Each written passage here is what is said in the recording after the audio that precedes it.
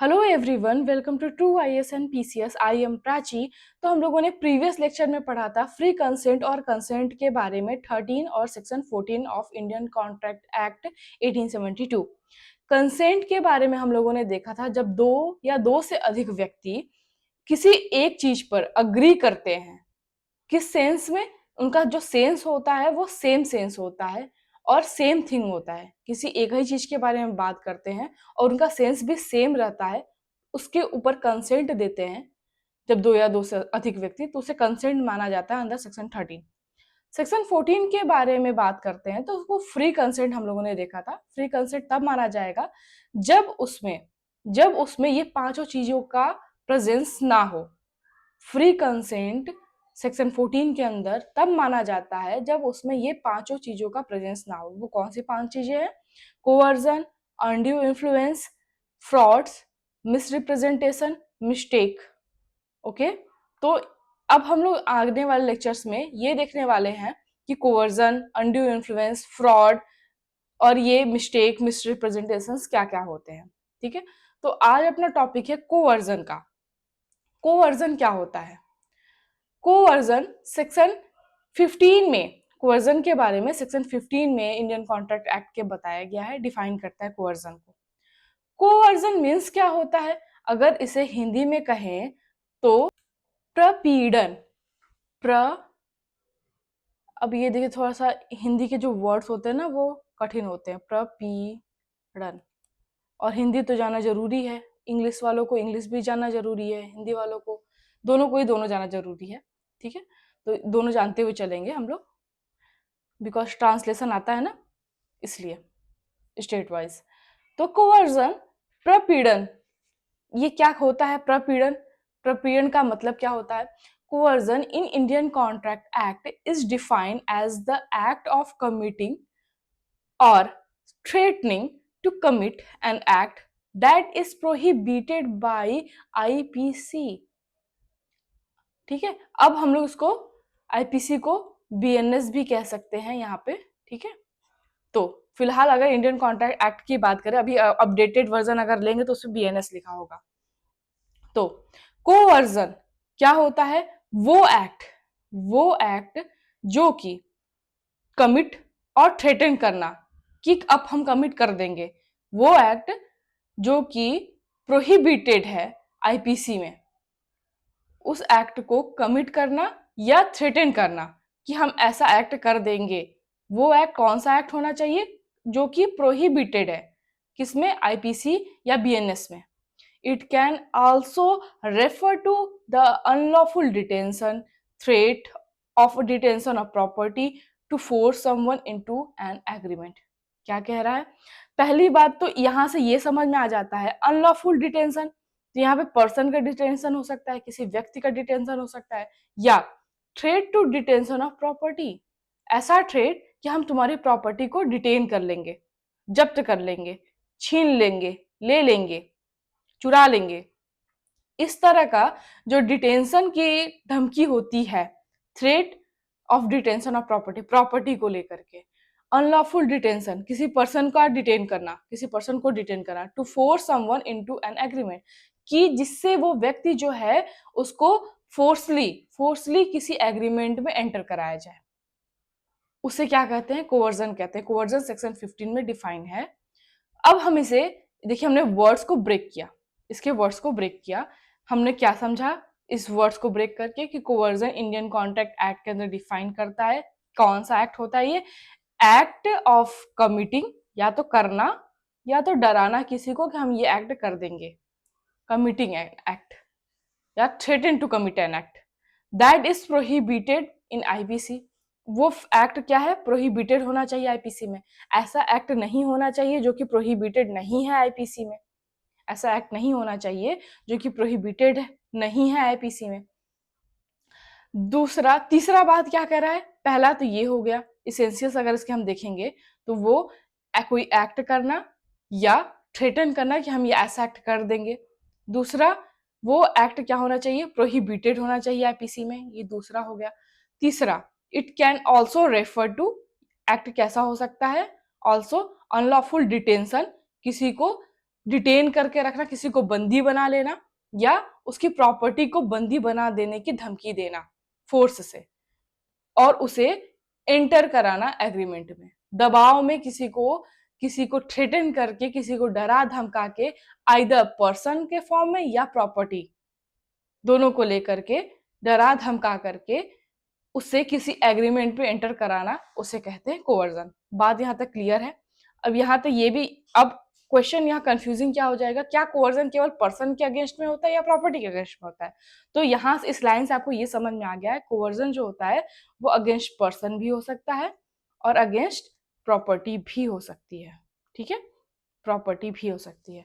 अब ये पर्सन क्या उसी पर्सन के बारे में हो सकता है या उसकी फैमिली से भी रिलेटेड हो सकता है? तो हाँ, वो उस पर्सन के बारे में भी हो सकता है और उसके फैमिली के अगेंस्ट में भी हो सकता है। अगर हम ये कहें कि आप इस घर को मेरे नाम कर दीजिए, आप हमारे साथ एग्रीमेंट में आइए कि आप अपना जो घर है वो मेरे नाम कर दीजिए मेरे साथ एग्रीमेंट करके, नहीं तो हम आपकी जो फैमिली है उसमें किसी को छोड़ेंगे नहीं, हम उसकी हत्या कर देंगे, उनको मारेंगे, पीटेंगे। अगर हम ऐसी कोई बात कहते हैं तो क्या है ये, इसको कोवर्जन ही माना जाएगा, चाहे वो अगेंस्ट पर्सन हो या उसके फैमिली के अगेंस्ट में हो।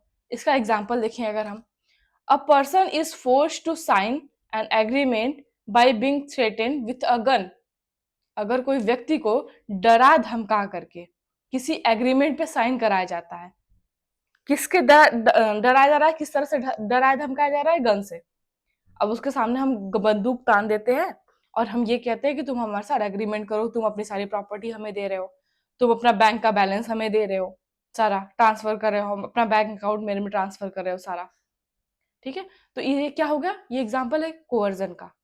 ओके, जैसे यहाँ पे ये व्यक्ति है, यहाँ पे ये जो व्यक्ति है ये इसे मार रहा है, ये धमकी दे रहा है, इसको बांध के टांगा हुआ है, देखो उसका टांग उठा हुआ है ऊपर की तरफ, जमीन पे टच नहीं है ना, इसे मार पीट रहा है कि तुम भाई किसी डरा धमका करके कोई काम कराना चाह रहा है इससे, related to him either his property, कि तुम इनकी हत्या करो नहीं तो हम तुमको मारेंगे, नहीं तो हम तुम्हारे घर वालों को मारेंगे।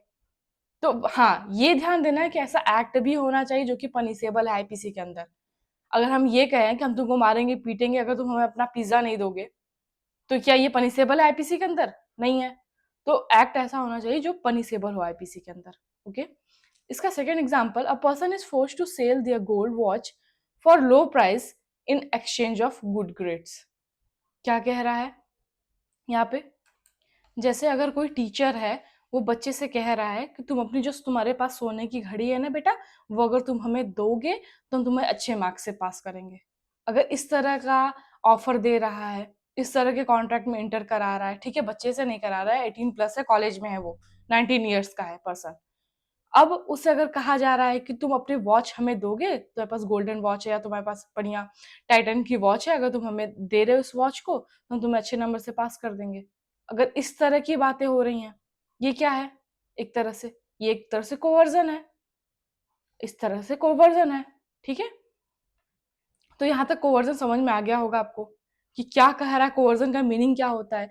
किसी को भी डरा धमका करके, या तो उसके अगेंस्ट में, या तो उसके फैमिली को डराना धमकाना, या तो उसकी प्रॉपर्टी को डिटेन कर लेना, इस तरह की हरकतें करना। ठीक है, डराना धमकाना, वो एक्ट के लिए जिस एक्ट को प्रोहिबिट किया गया है आईपीसी के अंदर, मना किया गया है आईपीसी के अंदर, जो आईपीसी के अंदर ऑफेंसेस है, तो वो कोवर्जन में आएगा। ठीक है, आगे कह रहा है, a contract inter into under coercion is voidable. हाँ, अब ये आ जाता है मेन पॉइंट यहाँ पे, अगर कोई भी एक्ट कोवर्जन के तरीके से किया गया है, कोवर्जन किया गया किसी एक्ट को करने में, तो वो एक्ट कैसा माना जाएगा, वो एक्ट माना जाएगा वॉइडेबल। ये है मेन बात, क्योंकि अभी तक जो हम पॉइंट्स पढ़ते हुए आए हैं, सेक्शन 11, सेक्शन 12, 13, वो सारे सेक्शंस बात कर रहे थे वॉइड कॉन्ट्रैक्ट के बारे में, वॉइड कॉन्ट्रैक्ट्स के बारे में बात कर रहे थे। जैसे अगर कोई माइनर है, अगर कोई अनसाउंड माइंड है, अगर कोई डिस्क्वालिफाइड पर्सन है, इस तीनों से अगर कोई कॉन्ट्रैक्ट किया जा रहा था, अगर इन तीनों से कोई कॉन्ट्रैक्ट किया जा रहा था, तो वो क्या कॉन्ट्रैक्ट हो रहा था, वो कॉन्ट्रैक्ट हो रहे थे वॉइड। ये सारे कॉन्ट्रैक्ट क्या हो रहे थे, वॉइड हो रहे थे। लेकिन अब हम लोगों ने क्या देखा, अगर कोवर्जन में कोई कॉन्ट्रैक्ट किया जा रहा है, कोवर्जन से कोई कॉन्ट्रैक्ट किया जा रहा है, कोवर्जन से कोई कॉन्ट्रैक्ट किया जा रहा है, तो वो कॉन्ट्रैक्ट क्या होगा, वो वाइडेबल होगा। Voidable means at the option of the party. अगर पार्टी चाहे, कोई एक पार्टी भी अगर चाह रही है, ये किसके ऑप्शन पे होता है, प्रॉपर्टी पार्टी के ऑप्शन पे होता है, option of party, any one party, कोई एक पार्टी भी चाहे तो इसे वॉइड करार कर सकती है कि भाई हम उस समय तक तो ये वैलिड था, लेकिन अब हम चाह रहे हैं कि ये इनवैलिड हो जाए, अब हम इसे वॉइड कराना चाह रहे हैं, तो ये क्या हो जाएगा, वॉइडेबल हो जाएगा। तो a contract entered into under coercion is voidable at the option of the aggrieved party. जो पीड़ित व्यक्ति है वो चाहे, क्या कौन व्यक्ति करा रहा है, पीड़ित व्यक्ति, पीड़ित व्यक्ति ही कराएगा कराएगा वॉइडेबल, है ना। तो अगर वो चाहे तो इसे, इस कॉन्ट्रैक्ट को वॉइडेबल करा सकता है। द बर्डन ऑफ प्रूफ, अब ये देखिए, ये बर्डन ऑफ प्रूफ जो है is on the dominant party to prove that there was no influence. अब यहाँ बर्डन ऑफ प्रूफ किसके ऊपर लाई कर रहा है, बर्डन ऑफ प्रूफ उस व्यक्ति के ऊपर लाई कर रहा है जिसके ऊपर कोवर्जन का एलिगेशन लगाया गया है, जिसके ऊपर कोवर्जन का एलिगेशन लगाएगा, उसको प्रूफ करना है कि नहीं उसने कोई इन्फ्लुएंस नहीं किया था, किसी तरह का इन्फ्लुएंस नहीं किया था, ना कि उस पर्सन पर जिसके ऊपर कोवर्जन अप्लाई किया गया था। जैसे जैसे ये है एक किडनैपर, ये व्यक्ति है किडनैपर, ये है बच्चा और ये है उसकी माँ। अब ये किडनैपर जो है, ये इसकी बच्चे को किडनैप कर लेता है और इसकी माँ से क्या कहता है कि भाई आप हमें अपनी इतने पैसे ला करके दीजिए, या अपने सारे बैंक का अकाउंट जो है वो मेरे अकाउंट में ट्रांसफर कीजिए, नहीं तो हम आपके बच्चे को नहीं छोड़ेंगे, हम इसकी हत्या कर देंगे, इसे मार डालेंगे या कुछ भी, ठीक है। तो अब इसकी माँ अगर कोई भी ट्रांजैक्शन करती है या कोई भी कॉन्ट्रैक्ट या एग्रीमेंट में एंटर करती है इस किडनैपर के द्वारा, किडनैपर के साथ किसी भी कॉन्ट्रैक्ट में एग्रीमेंट में एंटर करती है, तो वो माना जाएगा कोवर्जन, कोवर्जन माना जाएगा। अच्छा, अब उस समय तो ये इसकी माँ एंटर कर गई क्योंकि इसके ऊपर प्रभाव था, इसके ऊपर प्रभाव था, इसके ऊपर दबाव था इसकी माँ के ऊपर कि हमें अपने बच्चे को बचाना है, इसलिए ये इंटर कर गई। लेकिन अब इसकी माँ जो है, ये एग्जाम्पल ध्यान से समझिएगा, अब इसकी माँ जो है वो चाहती है कि नहीं, अब मेरा पैसा जो है वो एग्रीमेंट जो है उसको उसको नहीं निभाना है, उसको वॉइडेबल कराना है, ठीक है, उसको रोक देना है, इसको इन्फोर्समेंट से रोकना है जो भी एग्रीमेंट में किया गया था, क्योंकि उसको बच्चे को बचाना था। अब ये कोर्ट जाएगी माँ, कोर्ट जाके क्या कहेगी, इसने मेरे बेटे को किडनैप किया था, इसने मेरे छोटे बच्चे को किडनैप किया था, इसलिए मैं इसके साथ कॉन्ट्रैक्ट में आई, अब मुझे उस कॉन्ट्रैक्ट को फुलफिल नहीं करना है, उसे इन्फोर्स नहीं करने देना, उसे वॉइडेबल कराना है, ठीक है, उसे वॉइड कराना है। तो अब ये जो बर्डन ऑफ प्रूफ है, ये जो महिला है वो कहेगी कि मैं कोवर्जन में की थी ये काम, मैंने कोवर्जन में कॉन्ट्रैक्ट में एंटर किया। अब जो बर्डन ऑफ प्रूफ है वो लाई करेगा किसके ऊपर, इस किडनैपर के ऊपर, बर्डन ऑफ प्रूफ लाई करेगा इस किडनैपर के ऊपर, कि अब ये प्रूफ करेगा कि ये इस महिला के साथ जो भी कॉन्ट्रैक्ट या एग्रीमेंट में एंटर किया था वो कोवर्जन में नहीं था, ये किडनैपर के ऊपर लाई करेगा। तो यहाँ पे समझ में आ गया कि बर्डन ऑफ प्रूफ होगा और वाइडेबल होगा कोवर्जन के केसेस में। बर्डन ऑफ प्रूफ किसके ऊपर लाई करेगा, वाइडेबल कौन करा सकता है इसे, यहाँ पे वाइड का केस नहीं बनेगा, ये वॉइडेबल केस बन रहा है, ठीक है। केस है रंगा नायकम्मा वर्सेस अलवर सेठ। ये केस देखिए, इसमें एक बहुत बड़ा डिसीजन लेके आता है और बहुत अच्छा एग्जाम्पल लेके आता है इस केस का, ये बहुत अच्छा एग्जाम्पल है। अ widow was prohibited from removing her husband corpse until she agreed to an adoption which the court ruled was coerced। ठीक है, इस केस में क्या होता है कि एक विडो रहती है जिसे रोक दिया जाता है कि वो अपने पति के बॉडी को टच नहीं कर सकती, जो डेड बॉडी है उसके पति की, क्योंकि वो विडो हो गई तो ऑब्वियसली उसकी डेड बॉडी होगी हस्बैंड की, तो उसको नहीं ले जा सकती, उसको छू नहीं सकती अनटिल कि जब तक वो अडॉप्शन नहीं करेगी। उसके ऊपर ऐसा दबाव डाला गया, उस महिला के ऊपर जो कि विडो है, ठीक है। अगर इस तरह का दबाव डाला जा रहा है रिलेटेड टू अडॉप्शन, तो कोर्ट ने कहा कि ये जो अडॉप्शन किया गया था वो कोअर्जन के द्वारा किया गया था। क्यों? क्योंकि उसको ऊपर दबाव डाला गया था कि आप अपने हस्बैंड के बॉडी को नहीं ले जा सकती या छू नहीं सकती या जो भी हो। तो इस तरह की अगर चीजें की जा रही हैं तो एक तरह से दबाव डाला जा रहा है उसके ऊपर कोअर्जन किया जा रहा है। तो अगर वो एडॉप्शन कर भी लेती है तो उस एडॉप्शन को वैलिड नहीं माना जाएगा, उस एडॉप्शन को इन्फोर्स नहीं कराया जाएगा अनटिल एंड अनलेस वो विडो जो है वो खुद ना चाहे। अगर वो चाहती है तो इसे कंटिन्यू कर सकती है कि नहीं ठीक है अब एडॉप्शन हो गया तो ठीक है हम कंटिन्यू करते हैं। लेकिन अगर वो चाहे तो इस एडॉप्शन को ये वॉइडेबल करा सकती है। क्यों? क्योंकि इसका ऑप्शन है, ये खुद करा सकती है। एट द ऑप्शन ऑफ, क्या हम लोग पढ़ा, वॉइडेबल किसे माना जाता है? At the option of the aggrieved party. अगर अग्रीव्ड पार्टी चाह जाए तो। यहाँ पे अग्रीव्ड कौन है? ये विडो है। ये चाहे तो इस अडॉप्शन को क्या कहेगी कि उसे इसमें नहीं रहना, ये वॉइडेबल है, ठीक है। तो कोर्ट ने कहा कि हाँ ये कोअर्जन का एग्जाम्पल था। ओके, नेक्स्ट है अस्कारी मिर्जा वर्सेस बीबी जय किशोरी। अस्कारी मिर्जा वर्सेस बीबी जय किशोरी 1912 का ये लैंडमार्क केस है। ये अच्छा एग्जांपल था इसके ऊपर वाला केस। ये लैंडमार्क केस है, ये लैंडमार्क केस है, ठीक है। इसमें क्या हुआ इशू था, whether a threat of filing criminal charges led to coercion under section 15 of Indian Contract Act. अगर किसी व्यक्ति को ये थ्रेट कराया जा रहा है, इस बात के लिए धमकाया जा रहा है कि मैं आपके अगेंस्ट क्रिमिनल चार्जेस लगवा दूंगा या लगवा दूंगी, अगर किसी व्यक्ति को ये धमकाया जा रहा है कि मैं आपके अगेंस्ट क्रिमिनल चार्जेस लगवा दूंगी, तो क्या ये भी कोवर्जन में आएगा इंडियन कॉन्ट्रैक्ट एक्ट में? तो देखिए इसमें क्या होता है, to threaten a criminal prosecution is not per an act forbidden by IPC. ये कोई एक्ट ऐसा नहीं है जो कि फॉरबिडन हो, कोई प्रोहिबिटेड हो आईपीसी में। हमने क्या पढ़ा, कोवर्जन उसे माना जाएगा जो कि एक्ट प्रोहिबिटेड हो आईपीसी में। तो ये अगर हम किसी से ये कहते हैं कि हम आपके अगेंस्ट क्रिमिनल चार्जेस फाइल करवा देंगे, तो क्या ऐसा कुछ प्रोहिबिटेड तो है नहीं आईपीसी में कि हम आपके अगेंस्ट क्रिमिनल चार्जेस फाइल करा देंगे। अगर कोई ऐसी धमकी देता है तो वो प्रोहिबिटेड है, वो ऐसी कोई धमकी नहीं दे सकता, है ना। तो धमकी तो हम दे सकते हैं इस बात की कि हम आपके अगेंस्ट क्रिमिनल चार्जेस लगवाएंगे। तो ये आईपीसी के अंदर प्रोहिबिटेड नहीं माना गया। It could only be forbidden if it amounted to threat to file a false charge.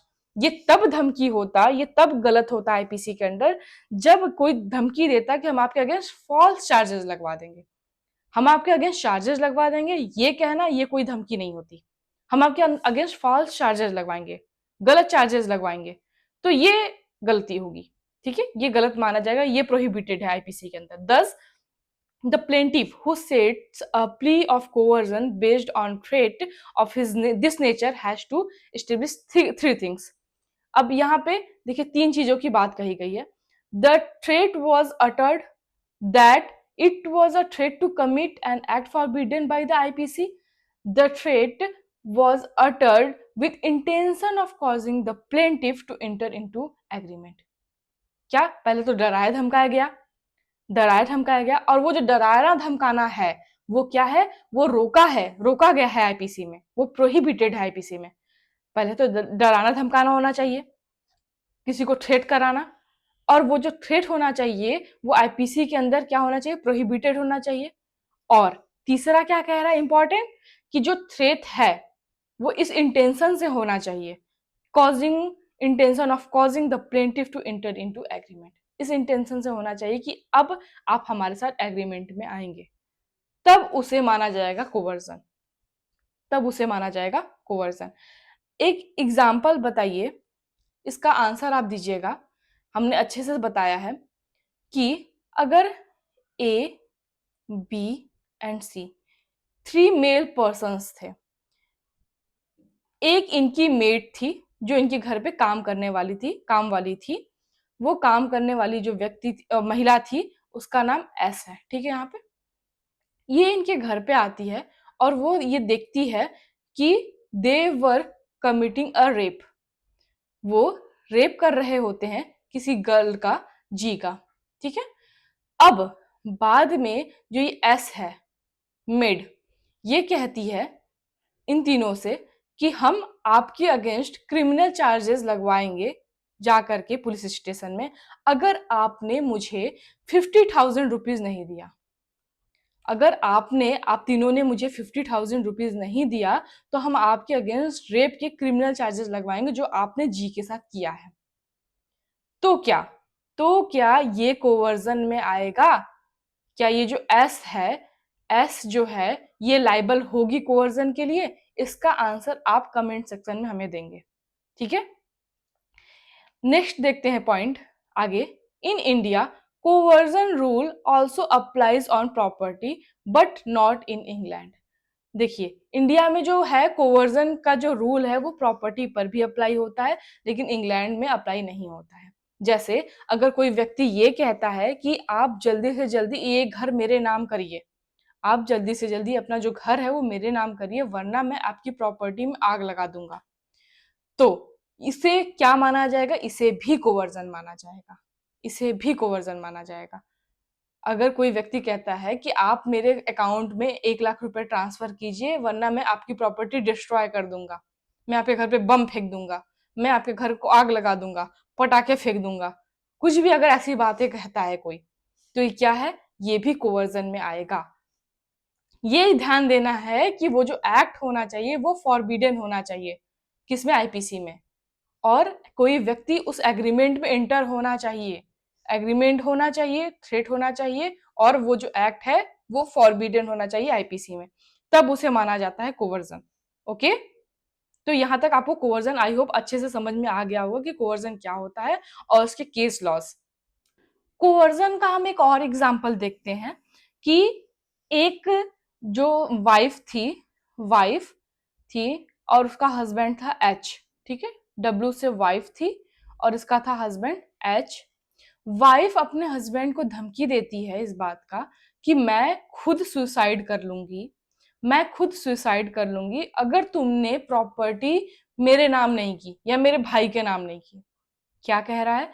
Wife ने धमकी दी है हस्बैंड को कि मैं सुसाइड कर लूंगी। क्या कर लूंगी? सुसाइड, अगर आपने प्रॉपर्टी मेरे भाई के नाम नहीं की, आपने ये जो घर है मेरे भाई का नाम अगर नहीं किया तो मैं सुसाइड कर लूंगी। अब ये बताइए क्या ये कोवर्जन में आएगा? क्या ये कोवर्जन में आएगा?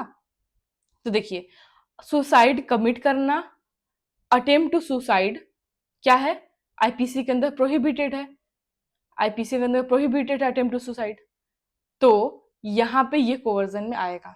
This is amount to coercion. Okay, और ऐसा कोई भी एग्रीमेंट जो कि सुसाइड का धमकी दे करके हो, ऐसा कोई भी एग्रीमेंट जो कि सुसाइड की धमकी देने पर हो, वो कोवर्जन के अंदर आएगा और उसे वॉइडेबल कराया जा सकता है at the option of the aggrieved party. अगर हस्बैंड जो है वो प्रॉपर्टी, अब वाइफ ने धमकी दी हम सुसाइड कर लेंगे, प्रॉपर्टी अगर आपने नाम नहीं करा है मेरे भाई के, तो अगर हस्बैंड जो है वो ठीक है कहता है कि ठीक है सुसाइड ना करो, हम बस अभी नाम कर देते हैं तुम्हारे भाई के, और वो प्रॉपर्टी जो है वो उसके भाई के, वाइफ के भाई के नाम कर देता है, ठीक है। लेकिन अब बाद में ये हस्बैंड कहता है कि नहीं नहीं अब मुझे मेरी प्रॉपर्टी वापस चाहिए, ये जो था दैट वाज अंडर कोवर्जन, तो ये at the option of husband, at the option of husband, because here the aggrieved party, here the aggrieved party is the husband. तो अगर हस्बैंड चाहे तो प्रॉपर्टी को वो वापस करा सकता है। ओके, वो प्रॉपर्टी को वापस ले सकता है अपने वाइफ के भाई से, ठीक है। तो ये समझ में आ गया। एग्जाम्पल्स देखिए इसमें बहुत इंपॉर्टेंट होते हैं कोवर्जन में। एग्जाम्पल्स कोवर्जन में ही क्या, कहीं भी किसी भी केस लॉस को समझने के लिए या किसी भी सेक्शन को समझने के लिए बहुत इंपॉर्टेंट होते हैं एग्जाम्पल्स। तो एग्जाम्पल्स के थ्रू क्वेश्चन, देखिए क्वेश्चन में भी आया, ये कहीं ना कहीं क्वेश्चन में पूछा गया था, इसलिए हमने आपके सामने ये पॉइंट रखा।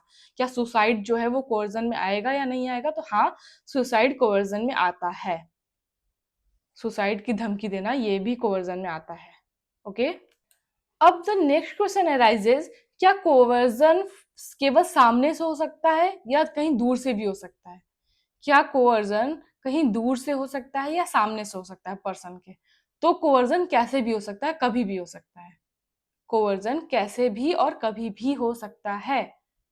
इसके लिए कोई टाइम रूल नहीं है कि कोवर्जन केवल पास से होना चाहिए या दूर से होना चाहिए या इतने ही समय के बीच में होगा तो माना जाएगा कोवर्जन है। कोवर्जन कैसे भी, कहीं से भी, कभी भी हो सकता है। जैसे अभी हम लोगों ने एग्जाम्पल देखा है ऊपर कि ये जो किडनैपर है, इसने, ये एग्जाम्पल था कोवर्जन का, इसने किडनैप किया बच्चे को और कैसे इन्फॉर्म किया इसकी मदर को, थ्रू फोन कॉल। तो ये फोन कॉल से इन्फॉर्म कर रहा है, ये भी, ये तो दूर से है, भले ही ये बैठा हो कहीं कोलकाता में और ये जो महिला हो, ये इसकी माँ जो हो वो बैठी है यूपी में और किडनैप करके बच्चे को कोलकाता ले गया और वहां से फोन कर रहा है इसे। तो ये तो बहुत फार केस हो गया। तो क्या तब भी कोवर्जन होगा? हाँ बिल्कुल होगा कोवर्जन, कोवर्जन बिल्कुल होगा। अच्छा, अगर यहाँ पे टाइम दे दिया जाता है किडनैपर के द्वारा, कैसा टाइम, कि आपके पास एक दिन का समय है, महिला से, इसकी माँ से, बच्चे की माँ से ये कहा जाता है कि आपके पास एक दिन का समय है, आप मुझे इतना पैसा ला करके यहाँ तक दीजिए। तो क्या तब भी कोवर्जन इसे माना जाएगा? तो हाँ बिल्कुल माना जाएगा। एक दिन का हो, 2 दिन का हो या 5 दिन का हो, रीजनेबल होना चाहिए। देखिए, रीजनेबल होना चाहिए टाइम। तो अगर 5 दिन का भी समय देता है तब भी इसे कोवर्जन ही माना जाएगा। रीजनेबल टाइम होना चाहिए कोवर्जन में, कि आप 5 दिन में मुझे पैसा लाके देंगी, तो वो 5 दिन में अगर पैसा लाके दे रही है तो उसे कोवर्जन माना जाएगा। ओके, अगर इसे इतना टाइम पीरियड मिल जाता है, अगर इसे साल भर का समय मिल जा रहा है, ऐसा कोई केस अराइज होता है जिसमें इसको 1 ईयर का समय मिल जा रहा है, लेकिन वो रीजनेबल नहीं है, वो 1 ईयर का समय रीजनेबल नहीं है, तो कोवर्जन के ऊपर नहीं आएगा, कोवर्जन के अंडर नहीं आएगा। ये डिपेंड करता है based on case to case, circumstances पे बेस करता है। क्या सामने वाले के पास इतना टाइम था कि वो अपनी सेफ्टी बरत सकता था खुद से, वो पुलिस के पास जा सकता था? अगर था तो कोर्जन में नहीं आएगा, अगर नहीं था, समय नहीं था, तो कोर्जन में आ जाएगा।